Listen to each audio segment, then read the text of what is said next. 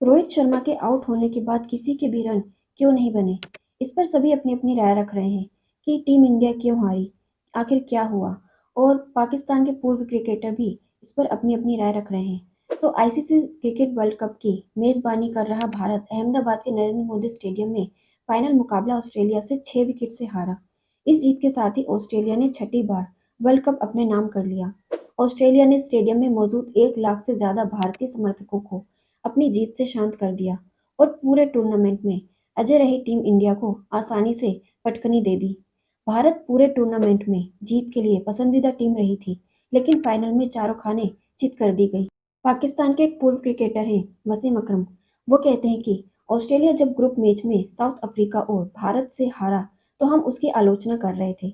हम कह रहे थे कि उनकी प्लेइंग 11 ठीक नहीं है, स्पिनर ठीक नहीं है, अतिरिक्त स्पिनर यानी एक्स्ट्रा स्पिनर्स ठीक नहीं है।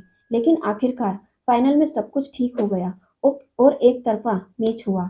ऑस्ट्रेलिया के कप्तान पेट कमिंस की तारीफ करते हुए वसीम अकरम ने यह भी कहा कि हम इस टूर्नामेंट में पहले कह रहे थे कि पेट कमिंस ने इस वर्ल्ड कप के पहले केवल 4 एकदिवसीय मैचों में कप्तानी की है। सवाल उठ रहा था कि क्या कमिंस कप्तानी के लिए ठीक है। तब मैंने कहा था कि उनने टेस्ट चैंपियनशिप में साबित कर दिया है कि वनडे की कप्तानी भी वैसे ही है। T20 से आता तो है सवाल, ज्यादा वाजिब होगा। फाइनल मुकाबले में कमिंस ने यह साबित भी कर दिया। अकरम ने कहा कि कमिंस ने पूरी तरह मोर्चा संभाल रखा था। उसने 10 ओवर में 34 विकेट देकर विकेट लिए। बहुत ही मुश्किल घड़ी में उसने विकेट गिराए हैं। मिचेल स्टार्क को कमिंस ने 41वें ओवर में लाया और केएल राहुल का विकेट मिला। किस गेंदबाज को कब लाना है, इसमें उसने बहुत ही समझदारी दिखाई है। दोस्तों, पाकिस्तान के पूर्व कप्तान मिसबा उल हक से पूछा गया कि वर्ल्ड कप फाइनल और नॉकआउट गेम्स टॉस ने फर्क डाला है, आप इसे तो मानेंगे। इसके जवाब में मिसबा ने कहा कि फर्क तो डाला है, लेकिन रोहित शर्मा ने तो कहा कि वो टॉस जीतेंगे तब भी बैटिंग ही करेंगे। ऐसे में ऑस्ट्रेलियाई खिलाड़ियों को इसका श्रेय देना चाहिए कि उन्होंने पिच की कंडीशन को बेहतर समझा या फिर इस प्रेशर को लिया कि कोई बात नहीं, अगर पिच की कंडीशन पहले बैटिंग के पक्ष में है तब भी हम बल्लेबाजी बाद में करेंगे। ऑस्ट्रेलिया ने सोचा कि पहले गेंदबाजी करेंगे तो रिवर्स स्विंग मिलेंगे, फिर गेंद पुरानी होगी तो स्कोर बनाना आसान नहीं होगा, बाद में ओस गिरेगी तो भारत के स्पिनर्स बहुत प्रभावी नहीं रहेंगे। ऐसे में क्रेडिट तो पैट कमिंस को जाता है, जिन्होंने माकूल फैसला लिया। ऑस्ट्रेलिया की इसी अप्रोच को जीत मिली है। मिसबा ने आगे कहा कि पैट कमिंस एकदम क्लियर कट थे, उनके मन में कोई दुविधा नहीं थी। मैच के बाद कमिंस ने कहा भी कि भारत का स्कोर उनके अंदाज से कम था और उन्हें लग रहा था कि भारत 300 से ज्यादा रन बनाएगा। ऑस्ट्रेलियाई टीम की यही खूबी है कि जितना बड़ा मैच हो वो फ्री होकर खेलते हैं। पिच के हिसाब से मैच जीतने के टॉस जीतना इतना अहम क्यों है?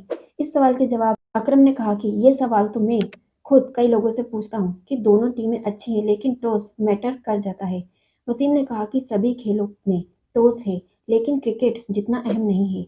इसका कुछ तो उपाय होना चाहिए। ऐसे में मैच दिन में ही होना चाहिए। ऑस्ट्रेलिया में रात को गेंद स्विंग होने लगती है, वही हमारे यहाँ ओस के कारण बैटिंग आसान हो जाती है। रोहित शर्मा के बाद टीम की बल्लेबाजी में कोई दम क्यों नहीं बचा, ये भी सवाल लगातार उठ रहा है कि आखिर ऐसा क्यों हुआ। तो इस सवाल के जवाब में अ, मोइन खान जो पाकिस्तान के पूर्व कप्तान हैं, वो कह रहे हैं कि फाइनल में काउंटर अटैक भारत की तरफ से बिल्कुल नहीं दिखा। रोहित के आउट होने के बाद तो भारतीय खिलाड़ी थम से गए थे। रोहित के बाद किसी ने अटैक की हिम्मत नहीं जुटाई। इसका सीधा सा जवाब यही था कि बेहतरीन गेंदबाजी, शानदार फील्ड सेटिंग और लाजवाब फील्डिंग से ऐसा प्रेशर बनाया कि भारत के बल्लेबाज मारने वाली गेंद को भी रोकने लगे। कमिंस ने बेहतरीन गेंदबाजी बदली। इसी कार्यक्रम में पाकिस्तान के पूर्व कप्तान शोएब मलिक ने भी कहा कि केएल राहुल ने बहुत धीमा खेला। साफ दिख रहा था कि वो कितने प्रेशर में हैं।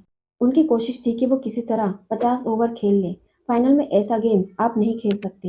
अगर आप टफ कंडीशन में बैटिंग कर रहे हैं तो स्ट्राइक रोटेट होनी चाहिए।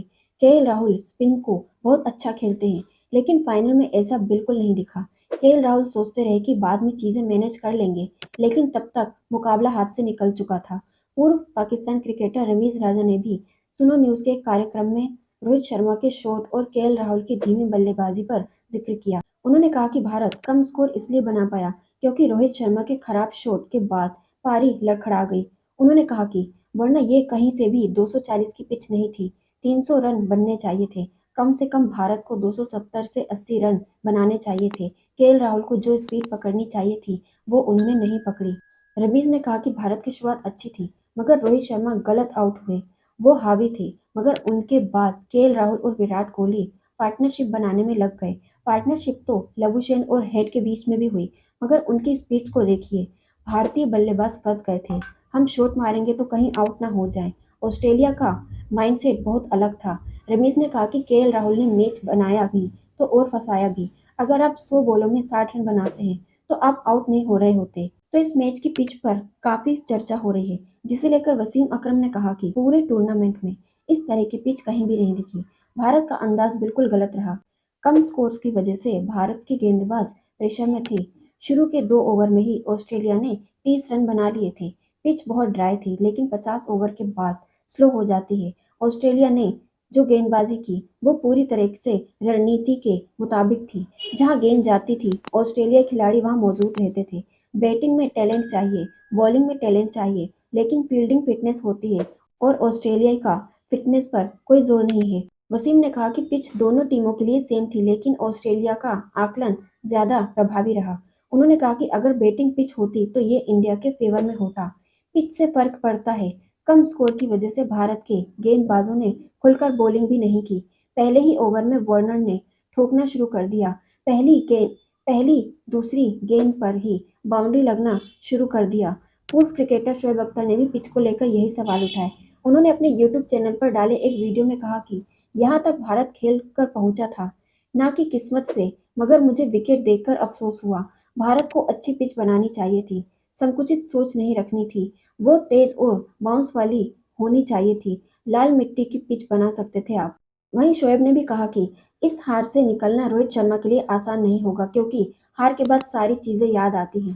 मलिक ने कहा कि हार के बाद नींद नहीं आती और बिल्कुल अकेले रहना का मन करता है। रमीज ने कहा कि भारत को सोचना होगा कि क्यों वो फाइनल की बाधा को पार नहीं कर पा रहे। उन्होंने कहा कि जिस हिसाब से वो खेल रहे थे, मुझे लगता था कि अगर वो उससे 20% कम स्तर पर भी खेले होते तो किसी भी टीम को हरा सकते थे। लेकिन कोई मानसिक बाधा जरूर है। जैसा कि हम साउथ अफ्रीका के लिए कहते हैं कि वो चोकर्स हैं, वैसे ही भारत कर रहा है। उन्होंने कहा कि भारत को इसलिए भी अफसोस होगा क्योंकि इंफ्रास्ट्रक्चर, फैन, सब कुछ उनके पक्ष में है, लेकिन मनोदशा का जो मसला है उसे सुलझाना होगा। अब पता नहीं है कैसे ठीक होगा। डीएनए से होगा या अगली जनरेशन को हम स्ट्रॉन्ग मानते हैं, जिसमें ये ठीक होगा कि फिर सिस्टम को दुरुस्त करना पड़ेगा। पूर्व क्रिकेटर शोएब अख्तर ने इस बात पर जिक्र किया। उन्होंने अपने यूट्यूब चैनल पर एक वीडियो में कहा कि हिंदुस्तान को फाइनल खेलने के लिए मुबारकबाद। यह कोई आसान काम नहीं है। वो ट्रॉफी के पास पहुंचते हैं, मगर मिल नहीं पाती। टीम बल्लेबाजी और गेंदबाजी से लेकर फील्डिंग तक शानदार प्रदर्शन कर रही है, मगर किस्मत शायद आपके साथ नहीं है। अख्तर ने कहा कि ऑस्ट्रेलिया की फील्ड प्लानिंग कमाल थी। उन्होंने प्लान के हिसाब से बॉलिंग भी की।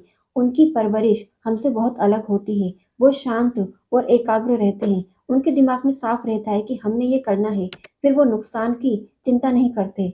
मुझे ये कहने में कोई हर्ज नहीं है कि हिंदुस्तान एक बहुत अच्छी टीम है। दिलेरी से फाइनल में पहुंचे, मारते हुए पहुंचे। काश ऐसी दिलेरी ये फाइनल में भी दिखाते।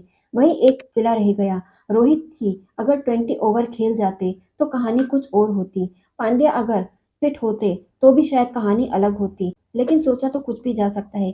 जीतना और हारना खेल का हिस्सा है। तो दोस्तों, इन सब लोगों ने जो जो अपनी राय कल के क्रिकेट को लेकर रखी, वर्ल्ड कप को लेकर रखी, तो इस पर आप भी अपनी कोई राय देना चाहते हैं या आप भी कुछ कहना चाहते हैं, कमेंट बॉक्स में अपनी राय और अपनी बातें शेयर करना ना भूलें। Thank you. फिर मिलेंगे इस तरह की नेक्स्ट वीडियो को लेकर। तब तक के लिए जुड़े रहिए और देखते रहिए सच की आवाज़।